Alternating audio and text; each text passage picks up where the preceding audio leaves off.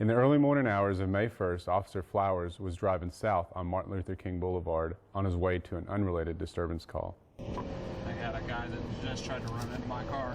He's coming up behind me now. The suspect, Quinton Pace, was also driving south on Martin Luther King Boulevard and struck Officer Flowers' vehicle several times. He's coming back at me again now.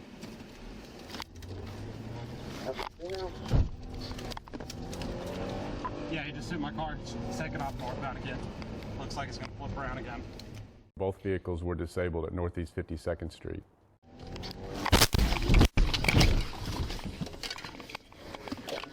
I'm hit. I'm trapped in the vehicle.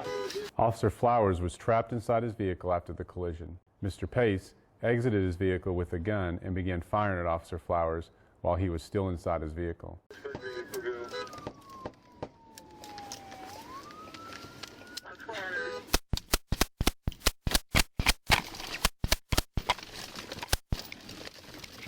Officer Flowers fired his rifle through the patrol car's windshield and driver's side window, striking Mr. Pace and stopping his actions.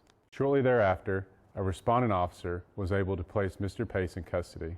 Yeah, I got some minor cuts, but I think I'm okay. Officer Flowers was taken to a local hospital to be treated for minor injuries he sustained during the collision.